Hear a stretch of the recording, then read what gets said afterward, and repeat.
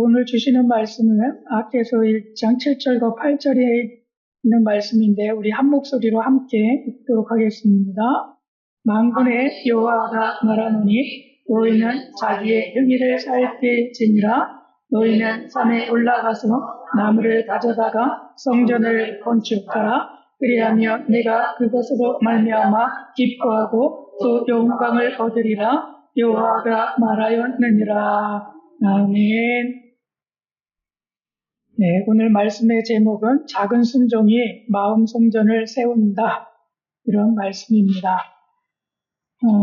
계속해서 우리가 학개서를 통해서 마음 성전을 어떻게 세워야 하는지에 대해서 말씀들을 나누고 있는데 우리가 지난 주까지 어떤 말씀들을 보았느냐 하면 황폐한 성전과 판벽한 집에 대한 말씀을 나누면서 그 공통된 그런 뿌리가 불안이었다라고 말씀을 했고, 그래서 불안적인 요소들이 무엇이 있는가, 그것을 찾는 역할들을 했죠. 그래서 그것을 어떻게 해야 하느냐 하면 평안으로 바꾸어야 하니까. 그래서 우리 안에 또 평안이 있다라고 한다면 하나님이 우리 가운데 임하여 주시고 계시다. 그리고 우리의 마음의 성전에 계시다. 이런 것에 대해서 말씀을 드렸습니다. 그리고 두 번째 시간으로는 어떤 말씀을 드렸느냐 하면 갈망의 두 방향이 있었다라고 말씀을 드렸어요. 그래서 한쪽의 방향은 공허라고 하는 방향이고 또 한쪽의 방향은 만족이라고 하는 방향이라고 말씀을 드렸습니다. 그래서 하나님을 향해서 나아갈 때에 만족이 우리에게 있고 하나님을 향하지 아니한 반대 방향으로 나가게 될 때는 공허가 있다라고 말씀을 드렸어요. 그래서 우리의 갈망의 주된 그 방향이 어디인지를 점검해야 한다라고 말씀을 드렸죠.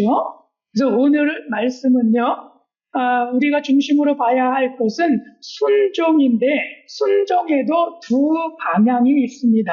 그래서 그 순종의 방향들을 좀 우리가 점검하는 그러한 시간이 되었으면 좋겠습니다. 앞에 한번 보십시오. 자그마한 그림에 나와 있는 저 사진 어디인지 기억하십니까? 여행을 많이 다니셨으면 아실 텐데요. 네, 맞습니다. 경복궁 안에 있는 왕이 거하시는 그러한 장소입니다. 근데 밑에는 대리석으로 이렇게 돌로 되어 있고, 그리고 단을 좀 쌓았죠. 저기 잘 세워보세요. 몇 단이죠? 단이 이렇게 계단식으로 이렇게 되어 있죠.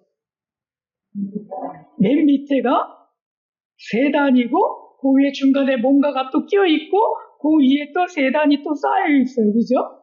그런 식으로 해서 두 번에 걸쳐서 이렇게 단이 형성되어 있는 그러한 모습을 볼 수 있어요. 근데 왜 그냥 지어도 되는데, 한 단만 해도 되는데, 이걸 높여놨잖아요. 왕이 구하는 것.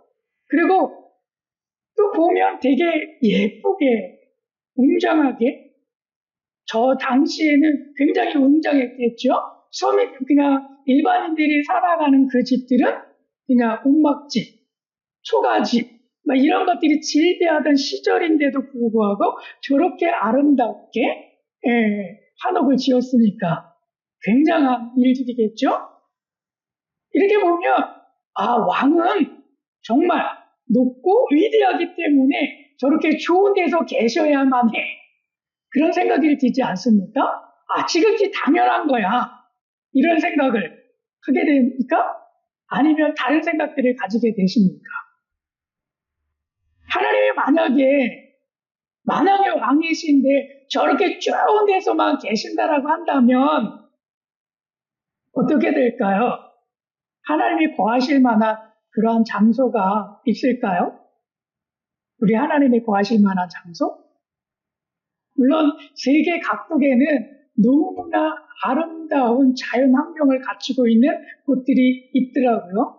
불가사의하게 생겨져 있는 모습들도 보이더라고요. 그러면 거기에 정말 하나님이 거하시는 그러한 처소일까? 꼭 그런 데만 계실까? 라고 하는 질문들입니다. 그런 반면에 한번 생각해 보십시오. 나의 모습은 저렇게 왕이 거하는 처소처럼 저렇게 아름다운 그 성전으로 되어 있는 나의 모습인가? 아니면 너무나 초라한, 부족하고 부족한 모습인가? 한번 생각해 보십시오. 그런 나의 모습 속에 하나님은 과연 임재하실 수 있을까? 하나님은 나를 정말 만나 주실 수 있을까? 옛날 왕을 만나기 위해서 그냥 갈 수가 없어가지고요. 왕 앞에 갈 때는요, 허름한 옷을 다 갈아입혀가지고 갔더라고요. 그냥 올려보내지 않았더라고요. 그래서 왕을 만나는데 감히 서민이 입고 있는 그 옷, 깨지지 않은 그 옷, 그것을 입고 그 왕을 만나러 가지는 않았어요. 반드시 옷을 갈아입혀가지고 그리고 보냈죠. 물론 길을 가다가 만나는 사람들은 어쩔 수 없어요. 그러나 불렀을 때에는 그렇게 행했다라고 하는 거예요.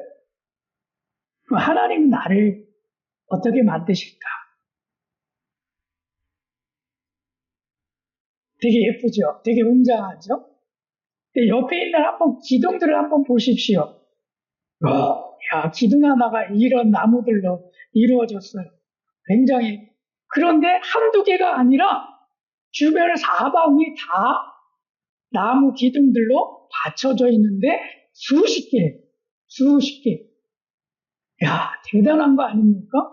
그때 당시에 이런 나무들을 운반해서 이렇게 지어서 웅장하게 하고 색깔들도 굉장히 화려하게 해서 정말 왕이 거하실 때 정말 이렇게 화려한 모습으로 웅장한 모습으로 비춰지게 만들었다는 것. 놀랍지 않습니까? 그 당시에 이렇게 했다라고 하는 것. 이게 왕이 사는 곳이래요. 근데 우리 하나님은 어떨까요? 물론 이런 데 있으면 하나님이 거하신다면 너무 좋겠죠? 그죠? 근데 이렇지 아니할 때, 너무나 초라할 때, 초라한 곳이 있을 때, 그때 하나님은 과연 임재하실까? 그런 궁금증이 생기더라고요. 그 궁금증을 여러분 오늘 말씀을 통해서 해결하시길 바랍니다. 깨닫기를 바랍니다. 네. 네, 이 안에 가니까 경복궁 안에 이렇게 되어 있어요. 너무 예쁘죠? 화려하죠? 대단한 것 같아요, 기술들이. 자, 그래서 한번 생각해 보시기 바랍니다. 오늘 정말 너무나 초라한 모습 속에서 있다 할지라도 그런 곳에는 하나님이 임재하실까? 과연 어떻게 하실까? 그 해답을 찾는 이 시간 되길 바랍니다. 첫 번째로 들려지는 말씀 가운데 우리가 7절에서 이렇게 말씀을 하고 있습니다. 만군의 여호와가 말하노니 너희는 자기의 행위를 살필지니라. 이렇게 말씀을 하고 있어요. 그래서 여기에서 삶의 행위를 살피라고 이야기하고 있어요. 행위를 살펴라. 우리의 행위를 살펴라. 이 헤브리어 단어 가운데 이 행위를 살피다라고 하는 것은 심중을 깊이 헤아려 보아라 라고 하는 의미를 담고 있어요. 심중을 아주 깊이 한번 너희들이 헤아려 봐라. 그러니까 이것들을 헤아려 본다라고 하는 것은 무엇이 중요하고 무엇이 중요하지 않은지 그런 것들을 너희들이 한번 생각해 보아라 라고 하는 말씀이고, 오늘날에는 그런 말씀들을 너희가 한번 우선순위를 두고 한번 생각해 보아라 라고 하는 거예요. 그래서 앞에서 이야기했던 말씀들은 하나님의 성전이 있었던 곳은 황폐하게 다 무너져 내렸는데 완벽하게 너희들의 집들은 세워가지고 너희들이 살아가고 있구나. 그렇게 말씀을 하셨잖아요. 그래서 그렇게 했던 그 행위들을 한번 심중에 마음에 깊이 있게 한번 생각해 보아라 라고 하는 말씀이죠. 그래서 너희들의 행위를 한번 살펴보아라 라고 말씀하시는 거죠. 그래서 우리도 이 말씀처럼 우리의 마음을 깊이 있는 그 말씀들을 한번 헤아려보는 그러한 시간이 되었으면 좋겠습니다. 과연 내 행동이 하나님 보시기에 이런 것이 좋았을 것이고 이런 것은 안 좋았을 것이고 하는 것들을 한번 생각해 보시고 그리고 그 안에서 내가 무엇을 선택해가지고 우선순위에 두고 내가 나아가야 할지를 우리가 결정할 수 있어야 할 것입니다. 그것이 우리가 마음의 성전 안에서 세워가야 할 그러한 첫 번째 있는 몫이죠. 그래서 우리가 마음을 한번 잘 들여다볼 수 있길 바랍니다. 자, 두 번째 말씀을 하고 있습니다. 8절에서 이렇게 말씀을 하고 있죠. 너희는 산에 올라가서 나무를 가져다가 성전을 건축하라. 이런 말씀을 하고 있어요. 네, 여기에서 산에 올라가서 나무를 가져다가 성전을 건축하라라고 이런 말씀을 하실 때에 그때 당시에 다 허물어져 있었고 그리고 기초공사만 잠깐 해놓은 상태예요. 그리고 많은 다른 사람들이 이것을 짓지 못하도록 계속해서 방해를 하고 있었지요. 그리고 나서 그 정부 관료들도 방해를 하기 시작을 했는데 너무나 돈이 많이 들어가니까 지원하는 것들을 하지 않았어요. 그리고 자기 자신들이 편하게 지내갑니다.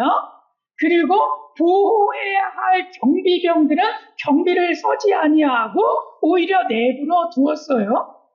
그렇게 방치를 했어요. 그래서 성전을 더 이상 지을 수가 없는 상태가 되어졌어요. 근데 하나님은 이 학계 선지자를 통해 가지고 지원이 안 되고 있지만 그러나 너희들이 그 지원만 바라지 말고 산에 올라가서 나무를 가져다가 성전을 건축해라 라고 말씀하고 있습니다. 나무가 필요하다라고 한다면 최극상품의 나무가 필요하죠. 그것도 레바논에 있었던 백향목, 그것이 필요했습니다. 그것이 그때 당시에는 최고의 품질을 자랑하는 나무였어요. 그래서 다윗과 솔로몬은 자기의 궁전들을 지을 때에 레바논에 있었던 그 백향목을 두루와 시돈 왕을 통해서 그리고 바닷길을 통해 가지고 그것들을 지르고 그리고 육로를 통해 가지고 예루살렘까지 운반을 해서 그 나무를 가지고 지었던 것, 그것이 그들이 살고 있었던 다윗 왕이 살고 있었던 성전이 그리고 그들의 왕궁이 솔로몬이 지었을 때에도 그렇기 때문에 레바논의 백향목이 최고의 품질이구나 라고 하는 것을 알았기 때문에 그것을 운반해가지고 하나님의 성전인 이 솔로몬 성전을 처음에 지었죠. 그런데 시간이 얼마 남지 않았어요. 우리가 앞에서 보았듯이 하나님께서 이제 포로 가운데서 끌려갔던 사람들이 돌아갔을 때까지 연한을 하나님은 기록해 놓으셨습니다. 그 연한이 몇 년이었느냐면 70년이었어요. 70년이었어요. 그리고 그 70년이 되는 해가 516년도였죠. 그 516년 안에 이 성전이 완전히 완공되어 가지고 너희들의 포로가 완전히 끝났어. 그리고 하나님이 그것에 인도해서 다시 너희들과 함께함을 통해서 하나님의 나라를 이룰 거야. 그런 선포의 의식들을 성전 봉헌식을 통해 가지고 이루어 나가야 하는데 성전은 계속 건축되지 않았어. 그리고 레바논의 백향목을 이제 가져와 가지고 그걸 다듬어 가지고 하는 것 쉽지는 않았을 겁니다. 특히 나무를 쓸 때는 나무를 몇 년씩 건조시켜 가지고 그것을 켜고 그것을 가지고 집을 짓는 데 사용을 해요. 바로 잘랐다고 해서 바로 나무들을 가지고 집을 짓지 않더라고요. 소나무들도 우리가 우리 한옥들을 지을 때에도 그거를 몇 년씩이나 말려서 그래서 사용을 하더라고요. 그런데 하나님은 뭐라고 말씀하고 계십니까? 준비해서 하는 것이 아니라 이제는 너희들이 산까지 그냥 올라가서 생나무를 잘라가지고 그걸 가져다가 바로 잘라가지고 사용을 해라라고 말씀을 하고 있는 거예요. 놀랍지 않습니까? 이렇게 지는 공법들은 없을 거예요. 없을 거예요. 근데 이렇게 지어라라고 이야기를 하고 있어요. 그만큼 시간이 임박해 있고 그리고 공사는 진척이 안 되니까 하나님께서도 이런 방법들을 고안을 하신 것 같습니다. 그리고 우리들에게 말씀하시는 것 같습니다. 그렇다면 이게 무슨 의미를 담고 있을까요? 산에 올라간다라고 하는 것, 그것은 아마도 우리의 수고와 헌신을 요구하는 것일 것입니다. 그리고 나무를 가져가는 그 행위 자체를 통해서 하나님 앞에 바치는 거가 되겠죠.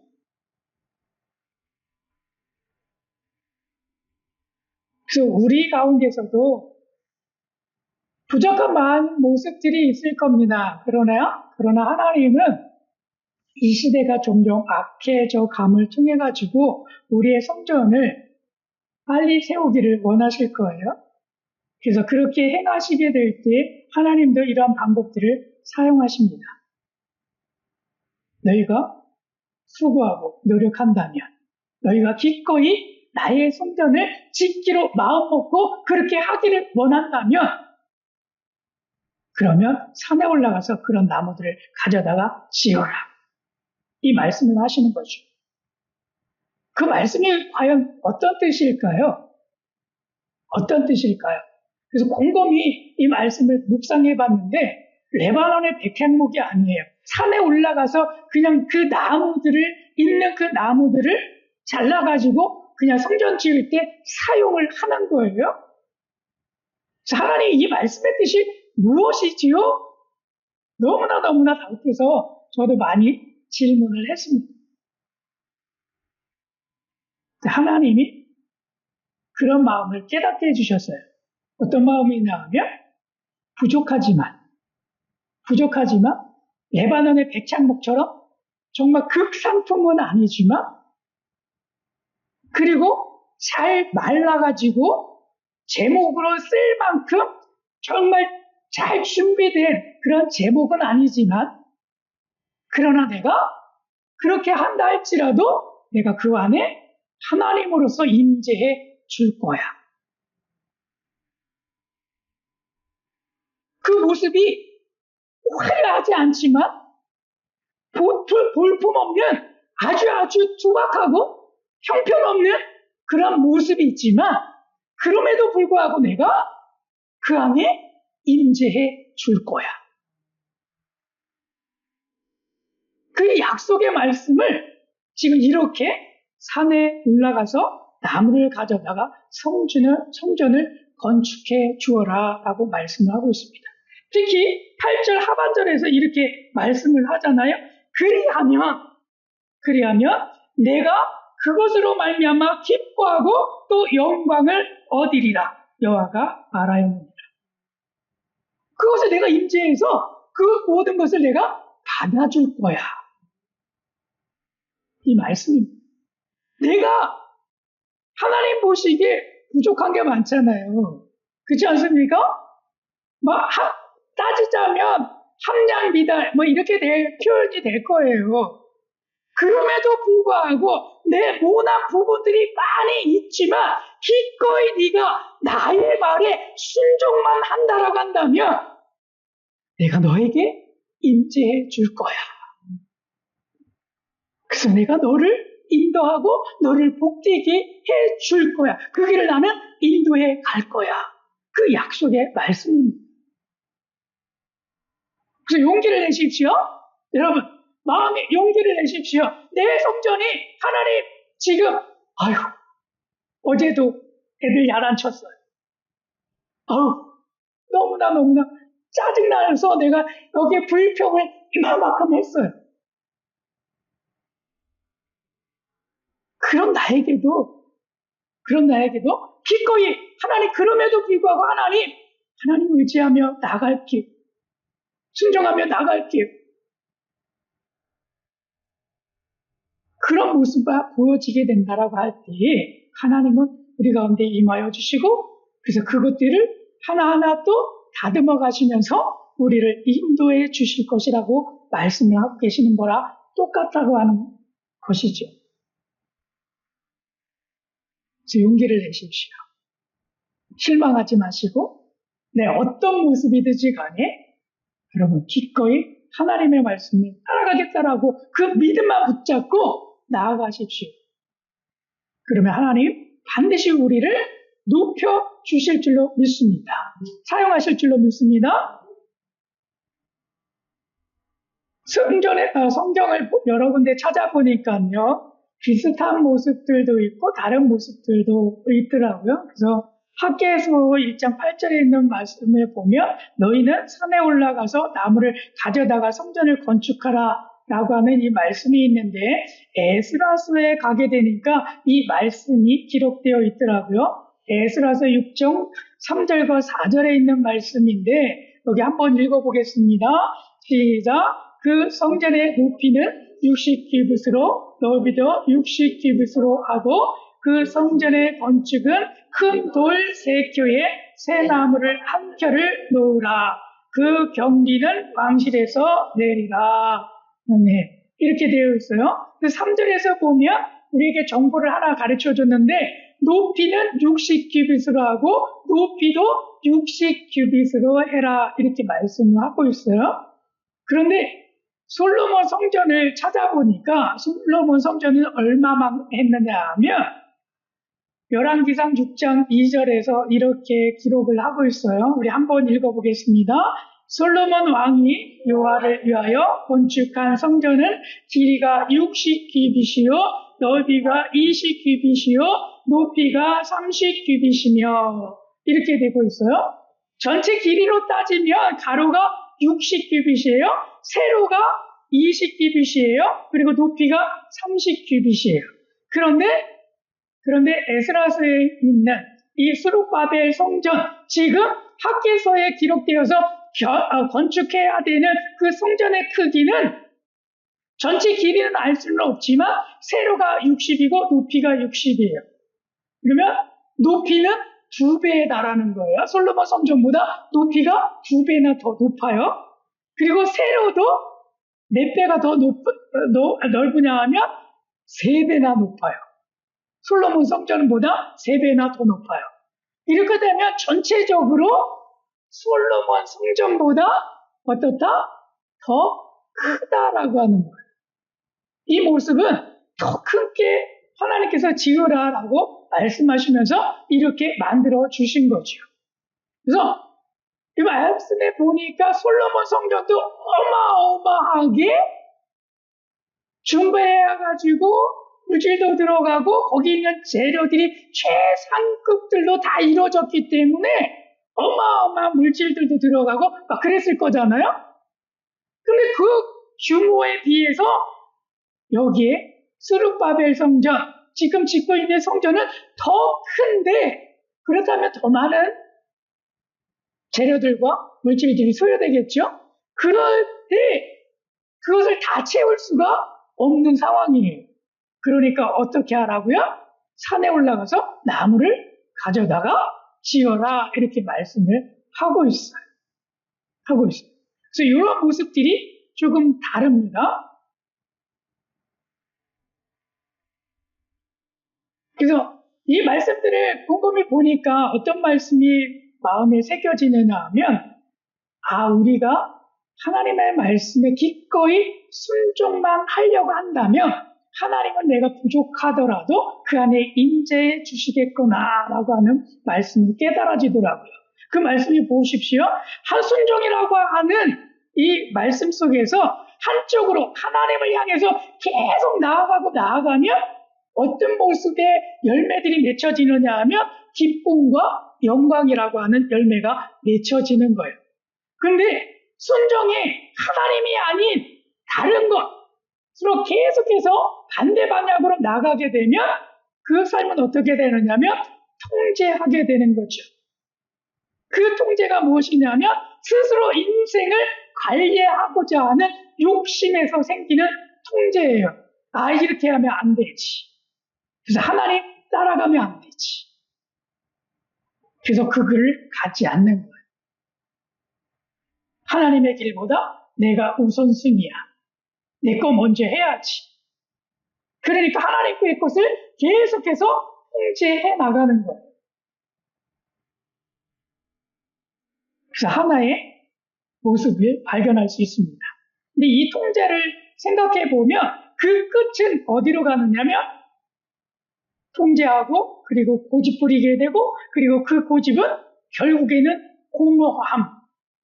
하나님의 뜻이 완전히 무너져 있는 그러한 공허함의 상태에 이르게 된다는 거예요. 그래서 이 순종의 방향도 어디를 향해야 하느냐 하면 하나님을 향해서 계속 나아가는 거죠. 그래서 하나님의 말씀에 제가 기꺼이 순종하길 원합니다.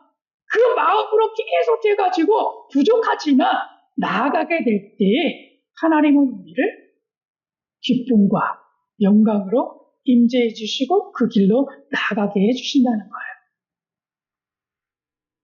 그래서 여러분 하나님의 말씀에 온전히 순종하시길 바랍니다. 그리고 이 기쁨과 영광의 그러한 복들을 누리실 수 있기를 축복합니다. 그 내면적인 면에서는요, 순종을 바라보면 내면적인 순종이 있고 외면적인 순종이 있어요. 근데 그 내면적인 순종에 굉장히 위험성이 있는 거는 뭐냐 하면 감정만 남아있고 행동이 없을 때 이게 내면적인 순종이에요. 해야지라고 하고 있고 가만히 머물러 있어요. 행동은 이루어지지 않고 있어요. 마음만 먹고 있고 행동이 없는 그런 위험성이 있을 수 있어요. 그게 내면의 순종 가운데 온전하게 순종이 이루어지고 있지 않는 상태이죠. 그리고 외면적인 순종도 있어요. 행동은 하고 있는데 마음이 없어요. 진심으로 내가 해야 돼. 그리고 자원해서 해야 하는데 시키니까 어거지로 그냥 건성건성 하고 있는 그 모습들 속에 있을 때는 외면적인 순종 속에서도 그 안에 내면의 감정들이 없는 그런 결핍되어진 그런 모습으로 순종한다는 거죠. 정말 좋은 모습은 내면적인 순종과 외면적인 순종이 합쳐져서 시너지가 날 때 온전한 순종이 될 줄로 믿습니다. 힘들고 고난되지만 그러나 그 말씀을 의지하고 마음에 두는 것뿐만 아니라 행동까지 옮겨 나가는 것, 하나님 그것을 통해서 정말 기쁨과 또한 영광이라고 하는 그런 것으로 우리 가운데 임하여 주신다는 거죠. 그래서 온전한 순종이 우리 가운데 있기를 축복합니다. 중심을 세우기를 원하는데 중심을 다시 세우는 사람들이 우리가 있어요.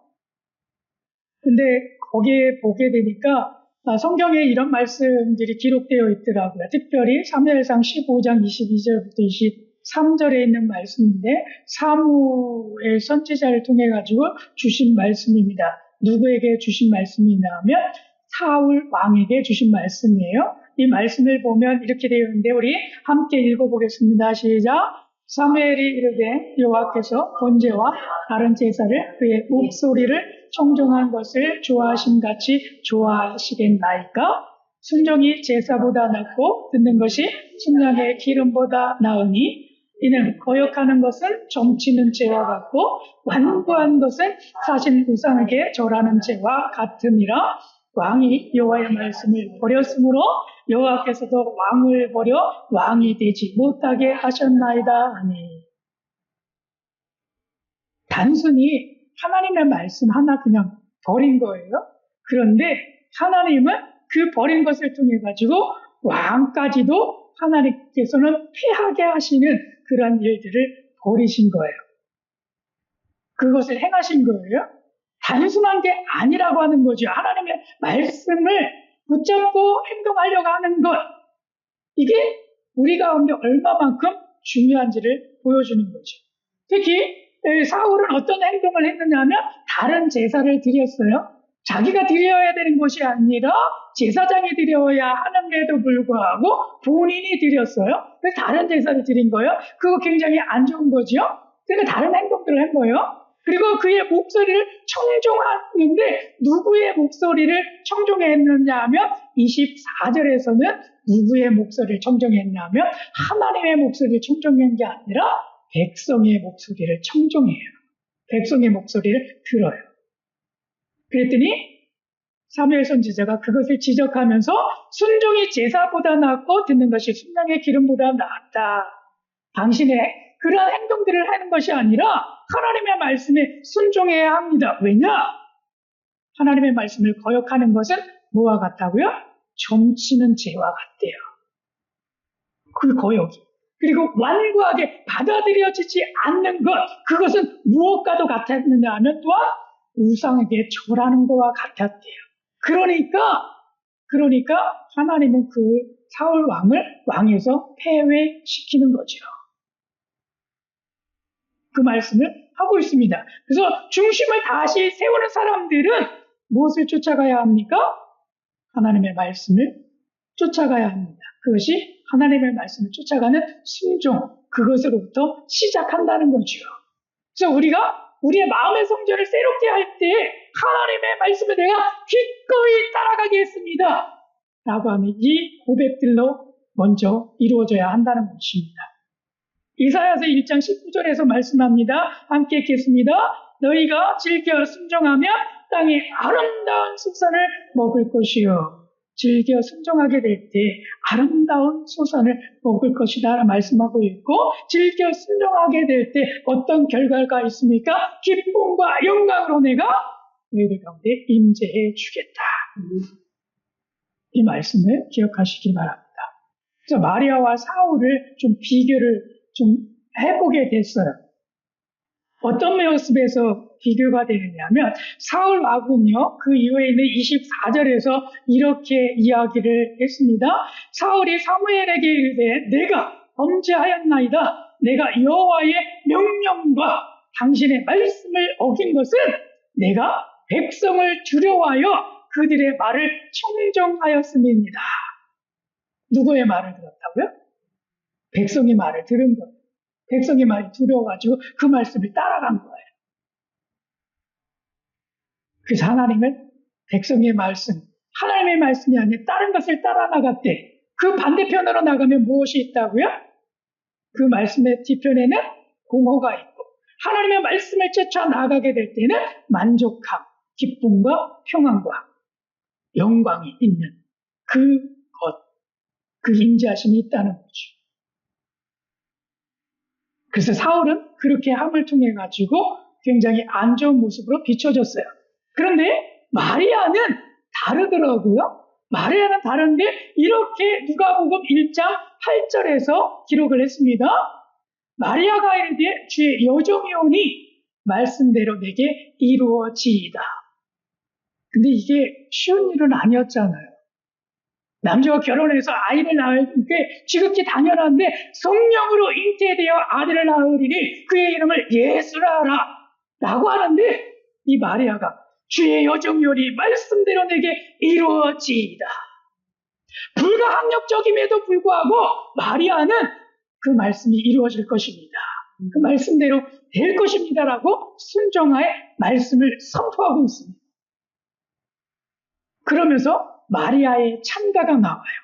누가복음 1장 46절부터 55절에서 마리아가 이런 하나님의 찬양하는 찬가의 시비로 기록이 되어졌는데, 뭐라고 기록이 되어졌느냐 하면, 내 영혼이 주를 찬양하며 내 마음이 하나님 내 구주를 기뻐하였음은 보라.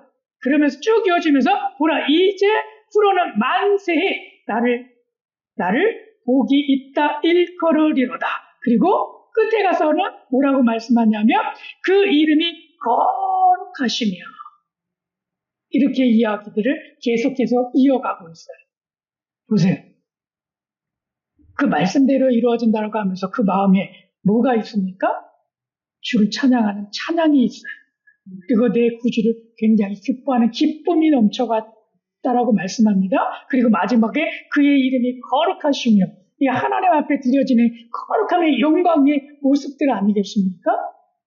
이 모습이 사울 왕과 마리아가 너무나 다른 모습으로 비춰지고 있는 거예요.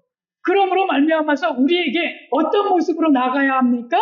불가항력적인 말씀이 있지만 그러나 성경에 기록되어 있는 말씀이 아이고 너무 이 말씀들 지켜나가려면 하나님 너무 어렵네요. 이거 안 지키면 안 될게요.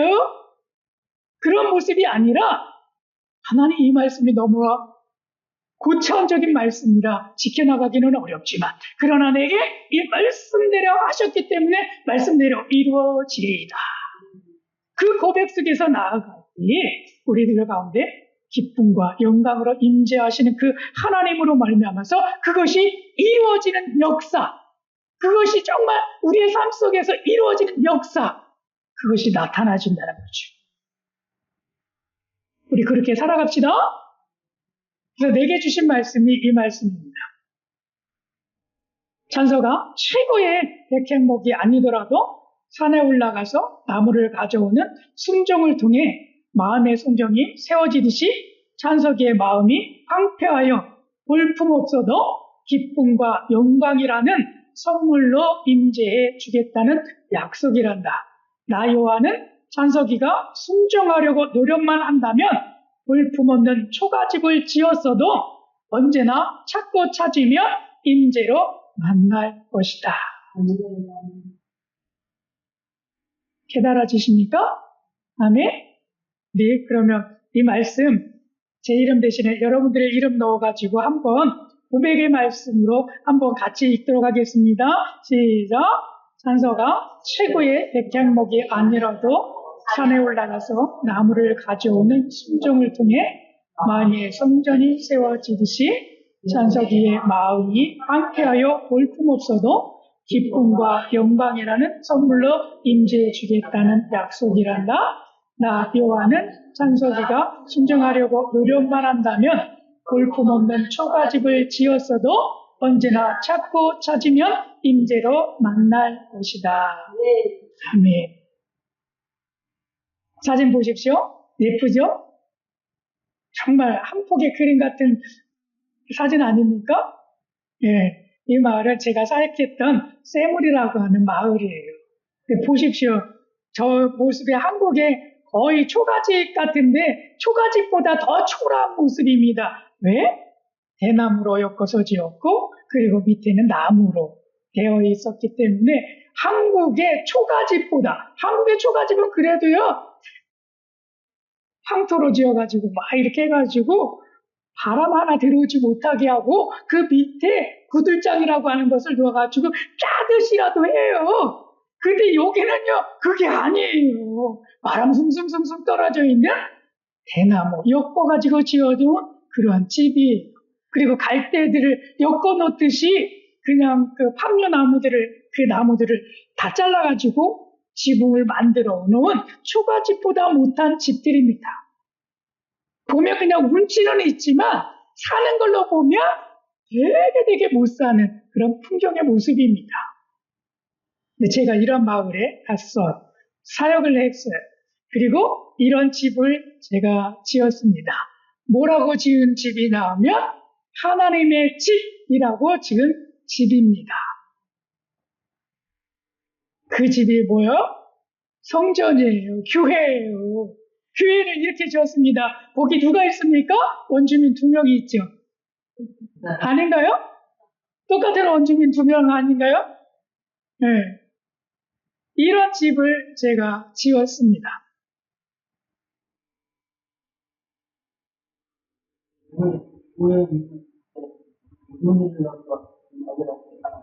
네, 갈대를 엮었는데 원주민들이 네, 엮을 때 이렇게 모양 내린 것들이 있더라고요.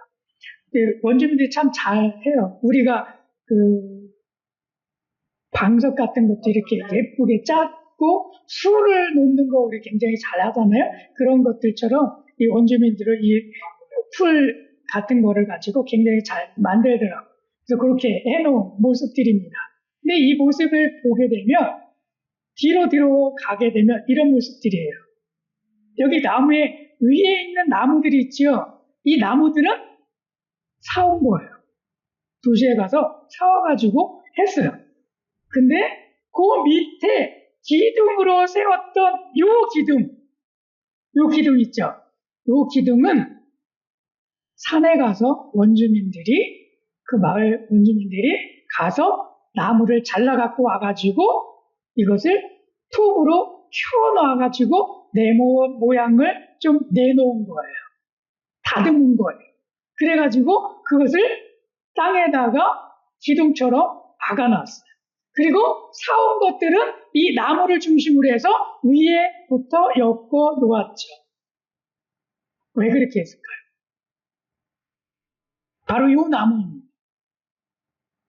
이 나무가 땅에 박혀서 기둥처럼 세워져 있는 모습들이에요. 근데 기존에는 이 나무를 안 쓰면 이렇게 해야 돼요.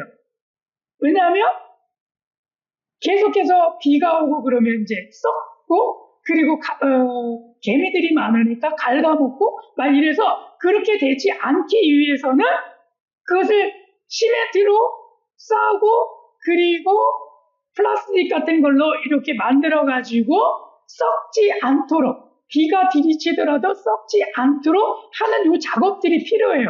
그런데 그 나무를 사용하면 그 나무가 이 나무예요.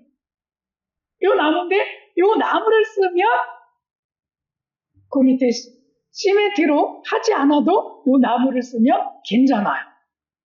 그 정도로 이 나무가 어떤 나무냐 하면 원주민들이 이사 다닐 때마다 이 나무를 가지고 이사를 해요. 왜 그런지 아시겠죠? 이 나무가 튼튼하고 그리고 비를 맞아도 잘 썩지 아니하고 그리고 개미 같은 것들이 와서 갉아먹을지라도 갉아먹히지도 아니하는 그러한 나무. 그래서 이 나무를 기둥으로 세워서 그 위에 집을 졌죠. 그래서 집을 지었는데 그 집을 이렇게 지은 거예요. 그리고 저희는 이것을 교회로 사용을 했습니다. 여러분, 대한민국의 교회 생각해 보십시오. 그 교회와 이 교회를 한번 비교해 보세요. 그 하나님은 이렇게 지은 집이라 할지라도 여러분 임하여 주실까요? 여기에 하나님이 계실까요? 계십니까? 네, 맞아요. 여기에서도 하나님이 계시더라고요. 하나님은 역사하시더라고요. 이곳에서도 하나님의 말씀이 선포되어지더라고요. 내 모습이요 이런 모습이다 할지라도요. 하나님은 내게 기꺼이 내가 하나님의 말씀을 순종해 나간다면 하나님은 이곳에 임하여 주시듯이 내 마음속에서도 임하여 주신다는 말씀.